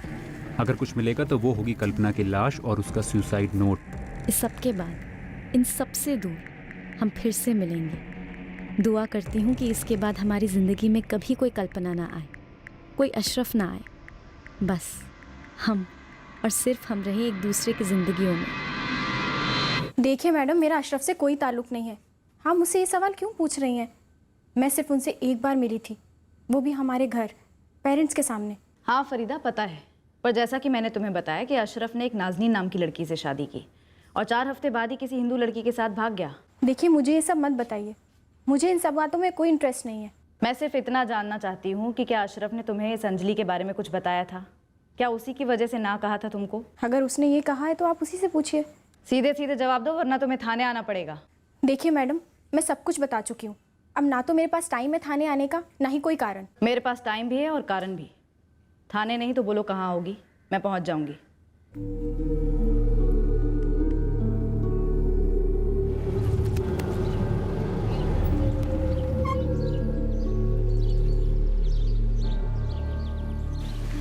फरीदा। जी मैडम, आपने कहा था कि इस मीटिंग के बारे में आप किसी को नहीं बताएंगे। हाँ, मैं किसी को नहीं बताऊंगी। मेरी शादी एजाज नाम के लड़के से होने वाली है, और अगर किसी को भी इस मीटिंग के बारे में पता चला तो शामत आ जाएगी। नहीं पता लगेगा किसी को भी। अब बोलो। अशरफ ने मुझे रिजेक्ट नहीं किया था। तो फिर? इससे पहले कि वो मुझे कुछ कहते, मैंने ही उसे कुछ कहा था।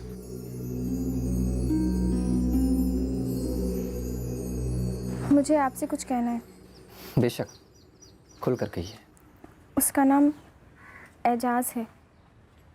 हम दोनों कॉलेज में साथ पढ़ते थे। प्यार करते हैं एक दूसरे से, शादी करना चाहते हैं। तो क्यों नहीं कर रही हैं शादी?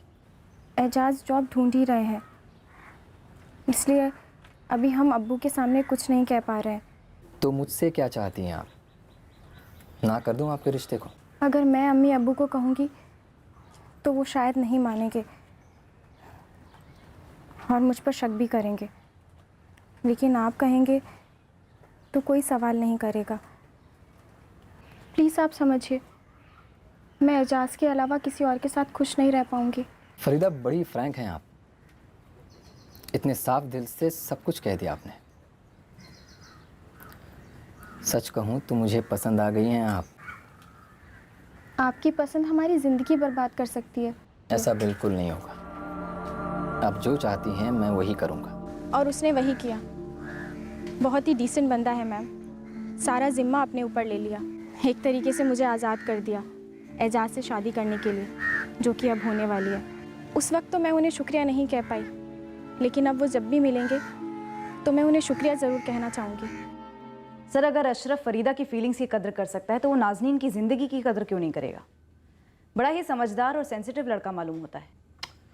पहले तो ये केस ही नहीं बन रहा था और अब इतना बड़ा झोल नजर आ रहा है। सर, ये सरताजगंज की अंजलि चौबे, इसकी बॉडी लैंग्वेज से लगा ही नहीं कि इस प्लान में शामिल होगी। पर इसके नाम पर जो सिम कार्ड खरीदा गया सर, वो 20 अगस्त का है और 30 अगस्त को ये सिम कार्ड स्विच ऑफ भी हो गया।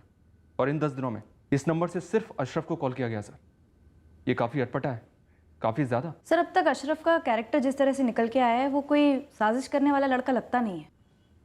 हो सकता है साजिश किसी और ने की हो। इस केस में अशरफ एक्यूज नहीं बल्कि विक्टिम हो, लेकिन ऐसा है तो फिर अशरफ है कहाँ? एक काम करो, अंजलि चौबे के असली नंबर की डिटेल्स निकालो। हो सकता है जहां से उसने वो सिम कार्ड खरीदा हो वहां से डॉक्यूमेंट लीक हुए हो।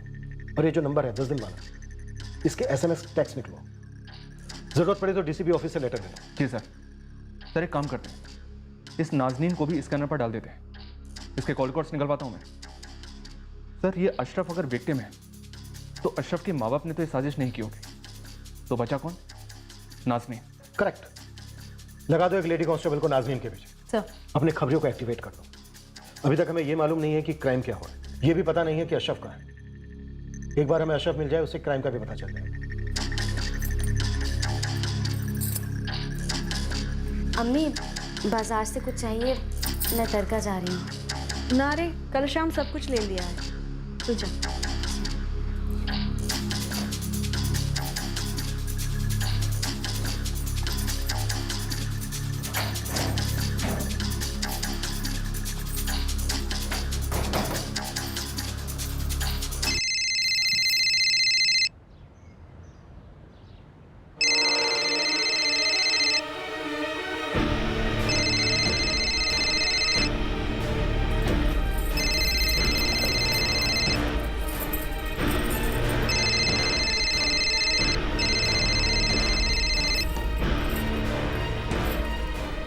फैजल।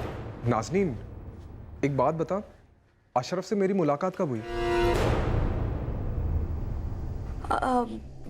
ये क्या बोल रहे हो फैजल? मुझे कुछ नहीं पता इसके बारे में। मेरे भी समझ में कुछ नहीं आ रहा नाज़नीन।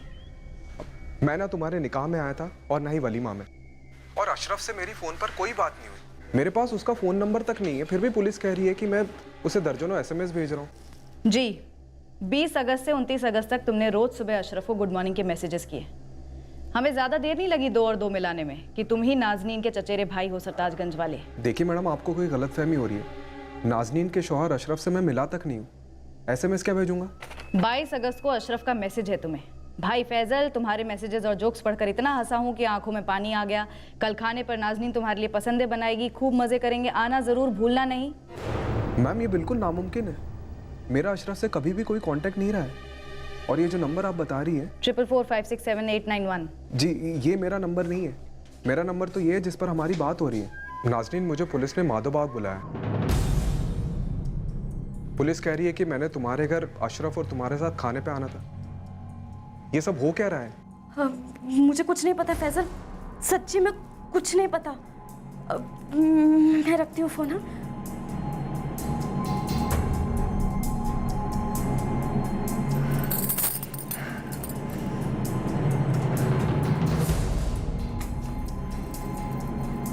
नाज़नीन, ए नाज़नीन। हाँ अम्मी आई। क्या हुआ अम्मी? वो पुलिस आई है। नाज़नीन, आपको हमारे साथ माधोबाग पुलिस स्टेशन चलना होगा, साहब बात करेंगे। क्या बात करेंगे? हम पर बीती है वो कम है क्या जो बात करके कुरे देंगे? देखिए, आपको साथ चलना है तो आप भी साथ चल सकते हैं, लेकिन इस वक्त नाज़नीन को हमारे साथ तुरंत चलना होगा।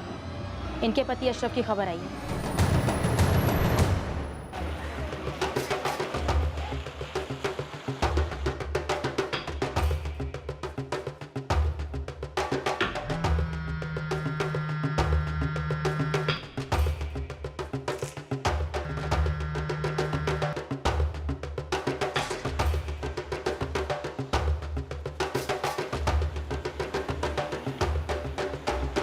बिल्कुल सही है सर, ये पोस्टपेड कनेक्शन है।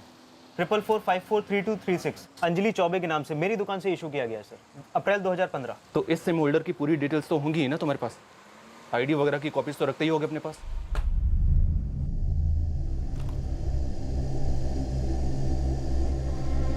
सर, पिछले 4 महीनों से मैं घर नहीं आया हूँ।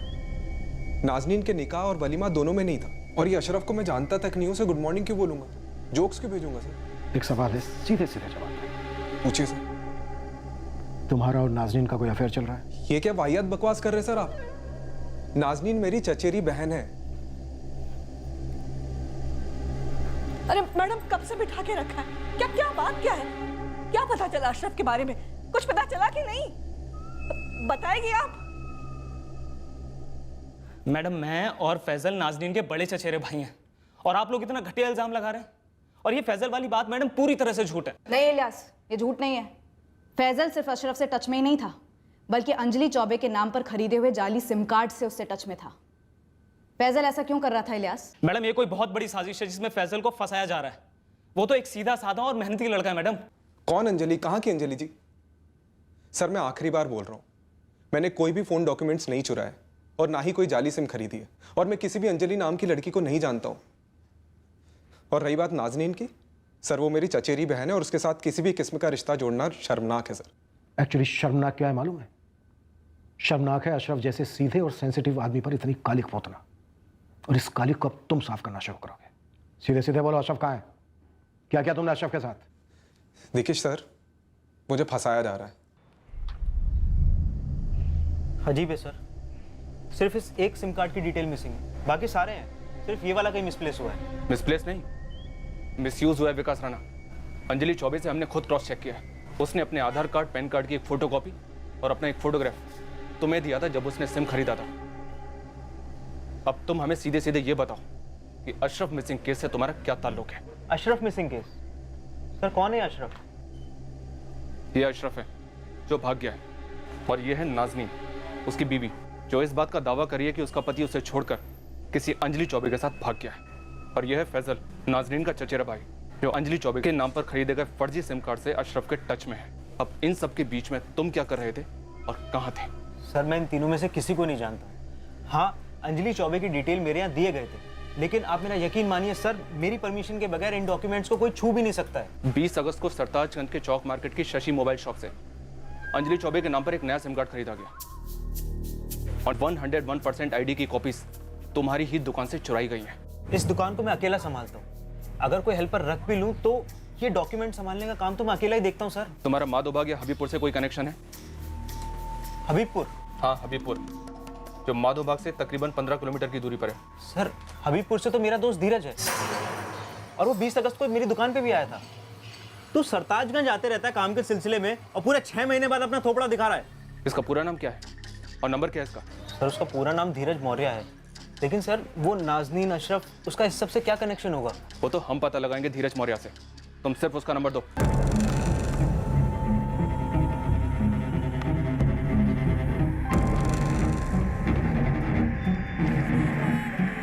नाज़रीन, मैं कल कल्पना के साथ उज्जैन के लिए निकल रहा हूँ और तुम्हारा कोई कांटेक्ट ही नहीं हो पा रहा है। आज मिलना ही मिलना है हमें, तुरंत रिप्लाई करो। अब मैडम जरा ज्यादा ही देर हो रही है। हाँ? घर में कितने सारे काम अटके पड़े। आप चुप रहेंगी जीनत जी। नाज़नीन उठो। ये धीरज मौर्य कौन है? क्या हुआ, मुंह में दही जम गया या मुखौटा निकल गया?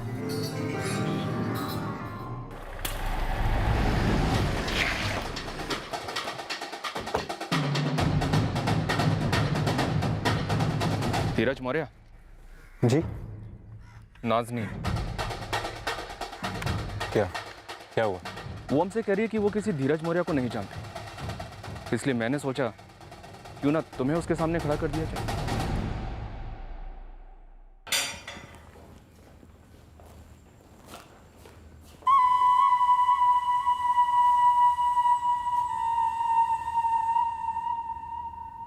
चलो फिर से एक बार हाय हेलो कर लो। वैसे पहले काफ़ी हेलो हेलो हो चुका है तुम दोनों का। तुम दोनों के फ़ोन रिकॉर्ड्स हैं हमारे पास, SMS और चैट्स भी। तेरे फ़ोन लोकेशन के हिसाब से तू 20 अगस्त को सरताजगंज में था और हर उस जगह पर मौजूद था, जैसे तेरे दोस्त विकास राणा की दुकान, जहाँ पर तूने अंजलि चौबे की ID डिटेल्स चुराई। उसके बाद तेरी फ़ोन लोकेशन है चौक बाज़ार की शशि मोबाइल शॉप, जहाँ से तूने अंजलि के नाम पर जाली सिम कार्ड खरीदा। उसके बाद तू हर उस जगह पर मौजूद था जहाँ पर अंजलि के नाम से खरीदे गए जाली सिम कार्ड से तूने फैजल बनकर अशरफ को कॉल्स किए, SMS किए। तू फैजल बना धीरज मौर्य। क्यों बना? और अशरफ कहाँ है? तुझसे क्या? कुछ तो बताइए इंस्पेक्टर साहब। फैजल इलियास से आपने पूछताछ की, अब नाज़नीन को बिठा रखा है। वैसे भी हमारे साथ कितना बड़ा धोखा हुआ है साहब। अंसुर जी, इसमें दो राय नहीं कि धोखा हुआ है, लेकिन यह धोखा अशरफ ने नहीं, आपकी बेटी नाज़नीन ने दिया है। अशरफ को, उसके माँ बाप को और आप सबको भी। क्या बात कर रहे हैं आप होश में तो हैं? बेहोश तो आपकी बेटी थी, इश्क के नशे में, धीरज मौर्य नाम के लड़के के साथ। नामुमकिन। पहले तो हमें भी यही लग रहा था, लेकिन अब इस बात के सारे सबूत हमारे हाथ में हैं कि नाज़नीन ने धीरज मौर्य के साथ मिलकर अशरफ के साथ कुछ कर दिया है।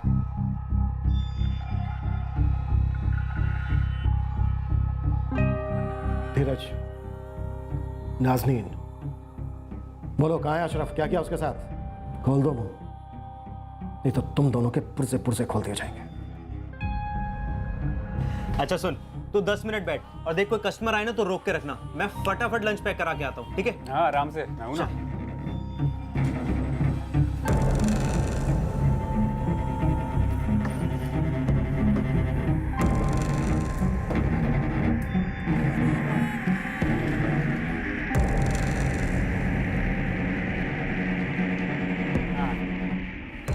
एक सिम कार्ड चाहिए प्रीपेड मेरी बहन के लिए, ID और फोटो।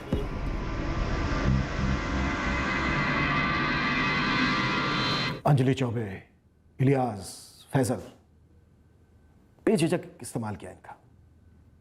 खूब नाम उछाला इन लोगों का, सिर्फ अपनी प्रेम कहानी को आगे बढ़ाने के लिए। धीरज, चल अब हमें वो मज़ार दिखा, वो कब्र जहां एक मासूम की लाश पर तू अपनी प्रेम कहानी का मकबरा खड़ा करना चाहता था।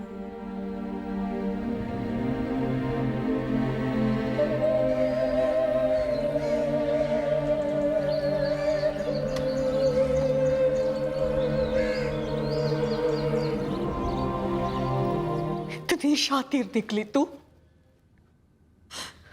अरे शादी नहीं करनी थी तो हमें बता देती ना, उसे मरवा डाला। अम्मी हम भागने वाले थे, लेकिन उसने आपको अटैक आ गया वरना हम चले जाते और ये बात यहाँ तक पहुँचती नहीं। किस मुंह से कह रही है कि ये बात यहाँ तक नहीं पहुँचती? अरे ये जुर्म यहाँ नहीं करती तो दोनों मिलकर कहीं और जुर्म करते। इतना भद्दा दिमाग पाया तुम दोनों ने। उस मासूम अशरफ को मारो, अपने भाइयों तक को नहीं छोड़ा तुमने। अरे खुदा का खौफ नहीं आया तुम्हारे दिल में? अम्मी,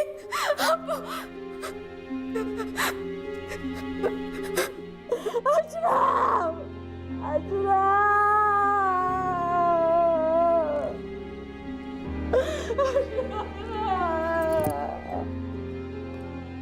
अशरफ धीरज और नाजनीन के बुने जाल में फंस गया। 4 गोलियां मारी गई थी।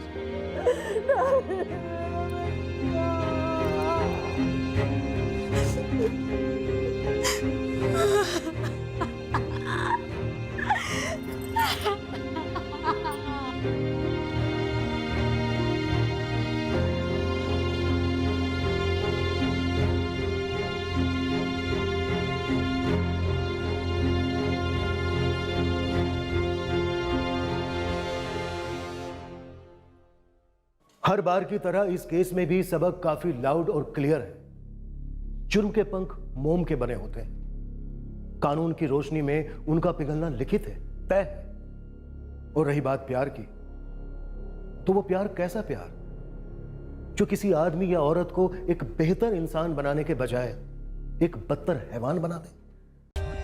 For more updates, subscribe to our channel, click the show links and enjoy watching the videos.